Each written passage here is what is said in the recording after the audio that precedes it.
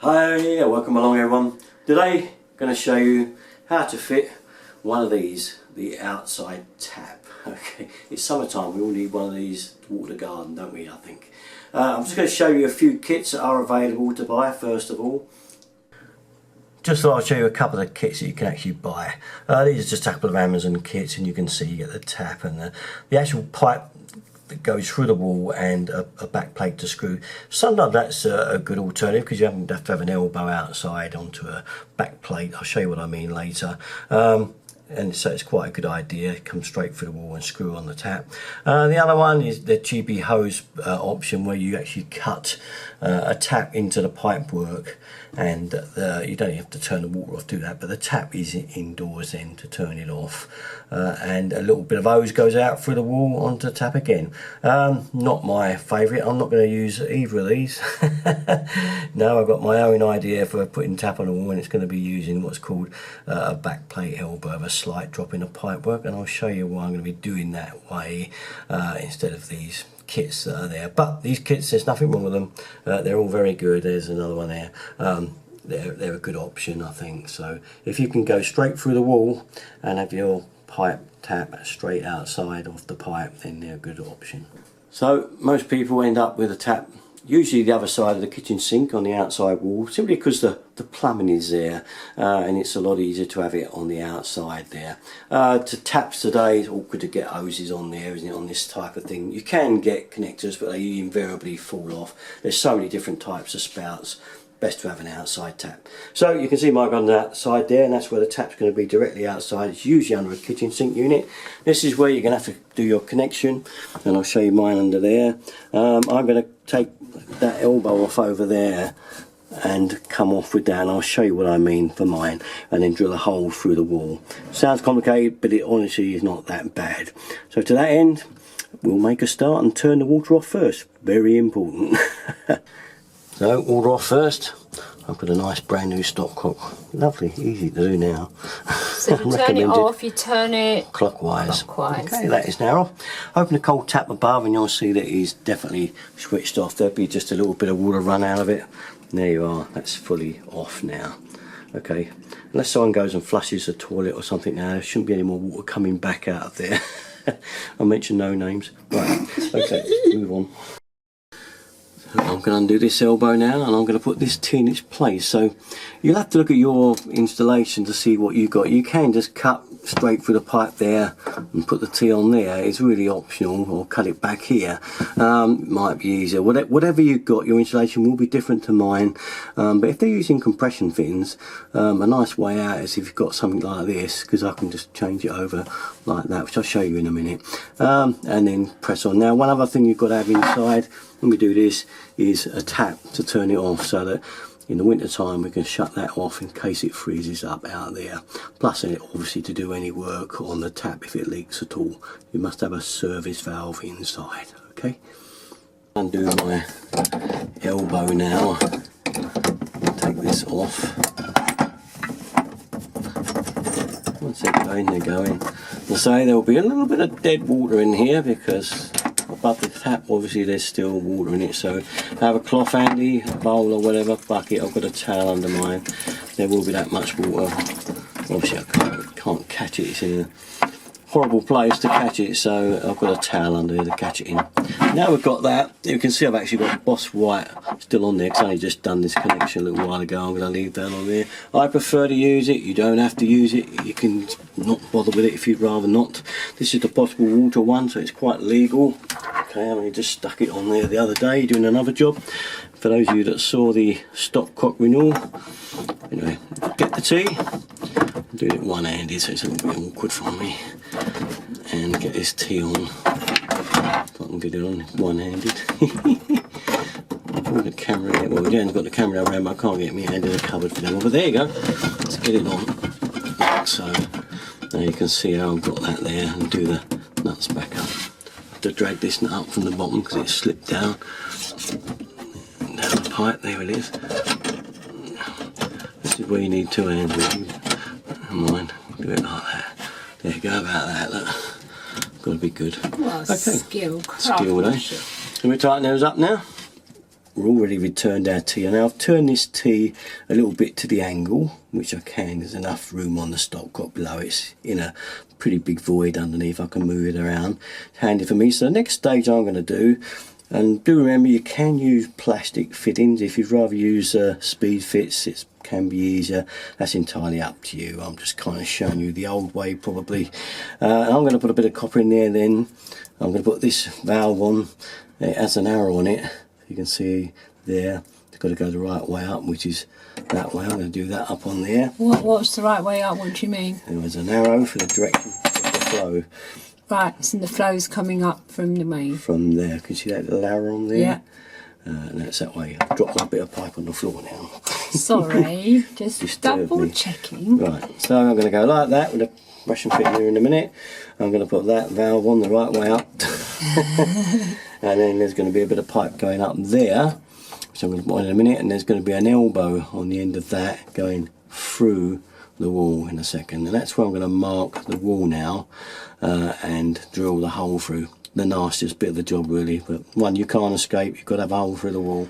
Well, here we are, all ready to drill. I've got a little bag, squeeze the bag over the end of the tap there, so that I can drill through there without anything going down the end of the pipe. And this is the hard part, so let's get it over with. I'm not going to bore you showing drilling a hole through a wall, okay? We're just going to get it over with. There we are, all the hard work done in a jiffy. There's the hole for the outside pipe now to run through. Next part then. Here's my hole through the wall from behind the kitchen sink there. Okay, this is where we're having our tap. And you can literally make it up before you do anything. Pass your pipe through and see where it comes out in a minute behind the sink. And we'll mark it all up ready. Now, I like my little bit highlighters because I'm going to put an elbow down and drop it into what's called a backplate elbow fit, and I'll show you in a minute. So, I've just lined the fittings up, put them in loose, just no nuts or leaves, just to get the position and the right bits that I want there, the right lengths. Now I'm going to go outside and mark up to do the part outside for the tap. Next part then, not too complicated. Just make up your tap roughly like that, just screw it in the back plate. That's what I'm using. It's called a back plate elbow, like that, with the screw fixings on the back. I've just screwed it in kind of where loopy it's going to go. That's how deep I want it from there. I want it high up the wall as possible. So kind of what you're going to do now is mark it up. Now, if you use a compression elbow, you can see that you're going to have to chop a load of the wall out to fit that fitting in the wall. It's a bit of hassle really. So I'm not going to use one of those because, as you can see, the distance from the wall, it's going to be out, or I've got to chop it. I don't like having fittings inside the wall. You can't do anything with them if they leak or anything. Plus, I'm not too keen on compression fittings outside. So I'm not going to use that, and what I'm going to do now is, you can see where I'm going to have the elbow there, is I'm going to solder an elbow on there and onto there. Now, I know a lot of you don't not up to soldering fittings and stuff like that, but you can use cold solder these days. It doesn't need heating lamps or blow lamps. You can put it straight on and put the fitting straight on. But being old school, I'm going to go down the garage and solder this straight on with an elbow onto there. So what will end up is that bit hanging down the wall, ready for the back plate. So, I've soldered my elbow on. Now, it's not the end of the world with solder fittings. You don't have to use them. You can always still use one of these. Okay, just that you will need to chop the wall out a little bit wider for it to sit in the wall, okay? But, you know, ease of use, you just push the pipe in and it's done, okay? Next bit is just your elbow, your back plate elbow on and marking the wall, basically. So we're just going to put that on there now and mark the position on the wall that we want it at. Because you've got 3 holes in this thing. Make sure it's nice and square. It looks pretty good to me. Let's mark the holes. One there, one there, and one there. And that should be it. There's our marks. That one's a little bit shallow. Mark him up a bit. Now we've got to drill 3 more holes with a small drill to fix the back plate to the wall. Next job. I won't bore you showing you drilling the holes again. Okay, we'll just go from there. Next bit then, having drilled the holes, raw plugs. Okay, then the fitting and your back plate elbow. Because we're not connected inside, we can pull it around, which is great, isn't it? Put that on. And I know you hate this stuff, some people, they don't like it, but I like it. Boss white. You just like getting your fingers mucky. Well, yeah, you don't need it, but that's what some people say. You don't need it, yeah, but I like it. Do it up. Okay, just loose, hand loose. Now we just hold it there and get the screws and screw it through into the raw plugs. Okay, so we get one started. And that'll hold it in place and we'll get the others started and do it up. Having screwed it up now, nice and tight, we just got to tighten this nut up. So don't put your tap on yet because you won't get to this nut properly. Okay, so leave that till last, and it should hold anyway with the screws, but I just like to make sure that it won't spin and loosen the screws in the wall by holding against with those footprints. Snip that up. That's it, that's tight enough. Now we're ready for the tap. Now all taps these days have a non-return valve fitted in them, as you can see it in there. But if you were to fit an old bib tap or something that hasn't got a non-return valve, you will need to fit one in the pipeline. Okay, it's a legal requirement these days, so do think about that if you're fitting an old tap that hasn't got this non-return valve. Very important. Now, as you see, I've used the old-fashioned hemp and Boss White on there, but PTFE tape is fine as well. Just wrap it right round, good few turns of it, okay, and then start it in your thread. Okay, do it in, just do it up hand tight first, till it gets so far, then we'll use our spanner just to nip it right the way in. And if it doesn't end up quite in right position, then you can always take a bit off or put a bit more on. Once it gets a certain tightness, you can get a spanner then and get it on there and start tightening it up. You can generally feel when it's about right, and this feels to me about right. That's going to end up smack on, I think. Yeah, that's looking good. So, last bit of the operation, I've put me nuts and ollies and my big Boss White on the pipe already, so you can see that I'm going to now drop that in there, okay, and do that one up. Not only loose, do it just loose hand tight for now. And the next bit, which I'm going to need to get right in the cupboard to do, I'm afraid, I've got to pull that out a little bit, because a little bit of slack on the pipe, and just drop this elbow on. So okay, I've managed to get the camera and both my hands in, and we're going to plop him on there like that, and push him back into that joint there like so. Do that one up. And now, all that means is to do them all up, and that's the job. So pretty simple now. We'll tighten these up and turn it on and test it out. There we are then, finally all done. As I said, you can use push fit fittings, you can get push fit taps, T's, elbows, you can do it all with push fit if you don't like compression. I'm just showing you the old school way, but it is a lot easier with push fits if you prefer. What I like about with the compression is it holds it in position, it locks, it doesn't all move around. Like with push fit fittings, you get this kind of movement everywhere, and it makes it a little bit grief lining things up and getting it right position because everything moves. But that's me. Anyway, there we are, the inside. We're ready to turn the water on, so I just turn the water back on the stopcock underneath here. Hopefully won't get no leaks up there. Well, I've got the tap off there anyway. You can hear the water tap running in the sink. I've opened it up, just let any bits of rubbish out that might have come through the main. We'll turn that tap off now.